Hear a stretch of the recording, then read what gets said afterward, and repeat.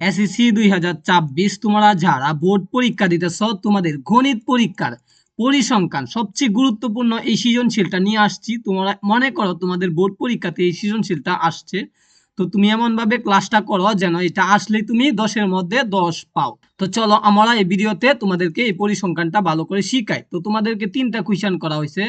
প্রথমটা পারলে 2 মার্ক, পরেরটা 4 মার্ক, তারপর ঘ নাম্বারটা 4 মার্ক। টোটাল তোমার 10 মার্কের এই সৃজনশীল, ঠিক আছে। তোমাদেরকে এখানে উদ্দীপকে দিছে শ্রেণী ব্যক্তি এবং গণসংখ্যা, দুইটা তত্ত্ব এখানে দিয়া দিছে। একটা হলো শ্রেণী ব্যক্তি আর একটা হলো গণসংখ্যা। পরিসংখ্যানে দুই ধরনের সৃজনশীল আসে, এই ধরনের সৃজনশীল আনসার করতে সবচেয়ে কম সময় লাগে। তো চলো আমরা খ নাম্বারটা, মধ্যক শ্রেণীর নিম্ন সীমা নির্ণয় করো। এখানে মধ্যক শ্রেণীর নিম্ন সীমা আমাদেরকে নির্ণয় করতে হবে। তো চলো আমরা দেখি, মধ্যক শ্রেণী আগে বের করতে হবে। মধ্যক শ্রেণী বার করার জন্য আমাদেরকে ক্রমযুক্ত গণসংখ্যা এটা বের করতে হবে। প্রথমে আমাদের কি করতে হবে, শ্রেণী ব্যক্তিগুলা লিখলাম, জাস্ট এখান থেকে দেখে দেখে লিখে দিলাম, কপি করলাম, করে এখানে বসায় দিলাম, কোনো কাজ করলাম না, ঠিক আছে। এরপরে গণসংখ্যা, গণসংখ্যা এখান থেকে দেখে দেখে কি করব, কপি করে এখানে বসায় দিব, ঠিক আছে। এরপরে দেখো ক্রমযুক্ত সংখ্যা বের করতে হবে, কেন, আমাদের মধ্যক বার করার জন্য। তো ক্রমযুক্ত সংখ্যা এখানে 5 আছে, গণসংখ্যায় 5 এখানে দেখে লিখবো। এরপরে 5-এর সাথে এই ঘরটা যোগ করব, 5 আর 10 যোগ করলে কত, 15, পরে এখানে লিখে দিব। 15-এর সাথে এই ঘর যোগ করব, 15, 20, 35 এখানে লিখবো। 35-এর সাথে 15 যোগ করব, আসবে 50, এখানে লিখবো। 50-এর সাথে আর 10 যোগ করে এখানে লিখবো 60। তো আমরা এখানে পাইলাম ক্রমযুক্ত সংখ্যা, সর্বোচ্চ সংখ্যা 60 পাইলাম। তো 60 দিয়ে আমরা 2 দিয়ে ভাগ দিব, কত দেয়া, এখানে n সমান সমান 60, n সমান সমান কত, 60। যেহেতু আমরা ক্রমযুক্ত সংখ্যা সর্বোচ্চ মান পাইছি 60, তো n এর মান হলো 60। তাহলে n রে 2 দিয়ে ভাগ করব, 60 রে 2 দিয়ে ভাগ করলে 30, 30তম পদ হলো মধ্যক পদ। তো 30তম পদ কোথায় আমরা দেখো বের করি। তো এখানে 1 থেকে 5 পর্যন্ত 30 নাই, 15 পর্যন্ত 30 নাই, তো 35 পর্যন্ত গেলে তুমি কিন্তু 30 পাইবা এর ভিতরে, ঠিক আছে। তাহলে এটাই হলো মধ্যক শ্রেণীর গড়। তো এটাই হলো মধ্যক শ্রেণীর গড়, 56 থেকে 60। তাহলে 56 হলো নিম্ন সীমা। তাহলে শ্রেণী ব্যক্তির নিম্ন সীমা কত, মধ্যক শ্রেণীর শ্রেণী ব্যক্তির নিম্ন সীমা হলো 56 থেকে 60, এই শ্রেণীতে অবস্থিত, যা নিম্ন সীমা হলো 56। তো আমরা উত্তরটা এভাবে লিখে দিব, তাহলে 2 মার্ক পাই যাব, অত্যন্ত সহজ এটা। এরপরে দেখো দ্বিতীয় খ নম্বরে কি বলছে, সংক্ষিপ্ত পদ্ধতিতে গড় নির্ণয় করার জন্য বলছে। এটা আরো সহজ, জাস্ট তোমাদেরকে বুঝিয়ে দিব। মনে করো পরীক্ষাতে 4 মার্কের জন্য এটা এসে পড়ছে, তো তোমরা কি করবা, 5টা গড় আঁকবা। সংক্ষিপ্ত পদ্ধতিতে গড় নির্ণয়ের জন্য সারণী 1টা 2টা 3টা 4টা 5টা গড় আঁকবা তোমরা।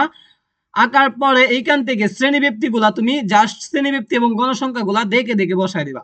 তো আমরা কি করছি, শ্রেণী ব্যক্তি এবং গণসংখ্যা গুলা দেখে দেখে হুবহু বসায় দিছি, কোনো কাজ করলাম না, ঠিক আছে। এরপরে কি করব, শ্রেণী মধ্যবিন্দু, শ্রেণী মধ্যবিন্দু xi কিভাবে লিখবো তোমাদেরকে দেখাই এবং শিখাই। দেখো 46 এবং 50 দুইটা ক্যালকুলেটরে যোগ করবা, আসবে কত, 96। 96 রে 2 দিয়ে ভাগ করবা, কেন 2 দিয়ে ভাগ করবা, অনেকেই প্রশ্ন করো।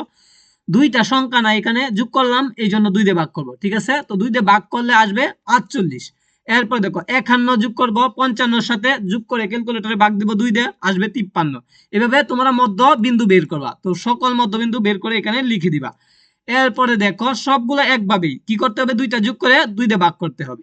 এরপরে দেখো গণসংখ্যাগুলো বুঝলাম। এরপরে ইউআই, ইউআই মানে দাব বিচ্যুতি। দাব বিচ্যুতির ক্ষেত্রে তোমাদেরকে কি করতে হবে, এখানে দেখবা সবচেয়ে বড় সংখ্যা কোনটা, 20 পাইছি সবচেয়ে বড় সংখ্যা, এটারে আমরা কি করব, 0 দিয়ে দিব, এটা সোজা। তারপর উপরে দিব অন টু, নিচে দিব অন টু।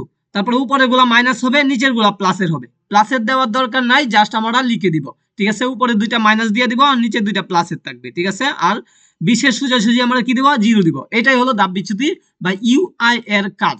এরপরে দেখো F I into UI, F I গণসংখ্যা এবং দাব বিচ্যুতি, এই দুইটা ঘর কি করতে হবে, গুণ করে এনে লিখে দিতে হবে। জাস্ট আমরা এখন গুণ করব। তো দেখো আমরা এখনই শিখে ফেলি। তো 5 গুণ করবো 2 এর সাথে, 5 দোকানে 10, এই যে মাইনাসটা আছে না, এই মাইনাসটা দিয়ে দিব। এরপরে দেখো কি করতে হবে, 10, 10 কে 10, এই মাইনাসটা এখানে দিয়ে দিব। এরপরে 0-র সাথে তুমি যাই গুণ করো না কেন, উত্তর ফলাফল আসবে 0। তাহলে 20 শূন্য শূন্য, 20-এর সাথে 0 গুণ করলে 0। এরপর 15 কে 15, এরপরে 10 দোকানে 20, এগুলো মাইনাস নাই, জাস্ট আমরা প্লাসের দিয়ে দিলাম। এরপরে তোমাদেরকে কি করতে হবে, দেখো এই দুইটারে তুমি যোগ করবা, এই দুইটারে আলাদাভাবে যোগ করবা। তো 10 আর 10 কত আসছে, মাইনাসের 10 আর মাইনাসের 10 কত আসছে, 20 আসছে মাইনাসের, মানে তোমার ঋণের টাকা কত হয়েছে, 20 টাকা ঋণের, ঠিক আছে। এরপরে দেখো 20 টাকা এবং 15 টাকা মিললে তোমার হাতে আছে 35 টাকা। তোমার হাতে কত টাকা আছে? 35 টাকা। আর মাইনাসের 20 টাকা আছে। 35 টাকা দেখে তোমার কি করবা? 20 টাকা ঋণটা দিয়ে দিবা। দেওয়ার পরে দেখবা তোমার হাতে কত থাকবে? 15 থাকবে, এটা প্লাসের থাকবে। তো এখানে 15 পাইলাম FIUI। তো আশা করি তুমি বুঝতে পারছো।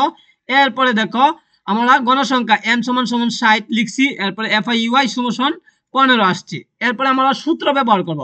তো সংক্ষিপ্ত পদ্ধতিতে গড় নির্ণয়ের যে সূত্রটা, এটা তোমরা 2 বছর ধরে মুখস্থই করতেছো। এই সূত্রটা জাস্ট লিখবা তুমি a প্লাস সমান FIUI divided by n into h। এই সূত্রটা লিখার পরে মানগুলা কিভাবে দিবা? এর মানটা কোথায় থেকে আনতে হবে? এই যে এর মান হলো 58।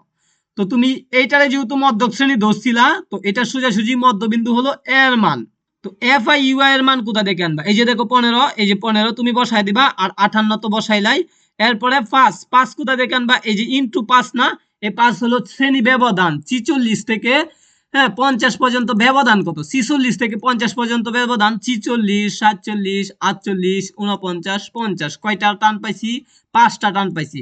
তাহলে 5 ব্যবধান পাইছি। ঠিক আছে, 46 সহ 50 সহ তুমি হিসাবটা করবা, তাহলে তুমি পাইবা।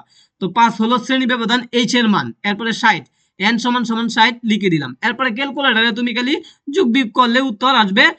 ফলাফলটা পেয়ে যাব। তো দেখো 15 সাথে 5 গুণ করে 60 দিয়ে ভাগ করব, 58 সাথে যোগ করে দিব, উত্তর আসবে 59.25।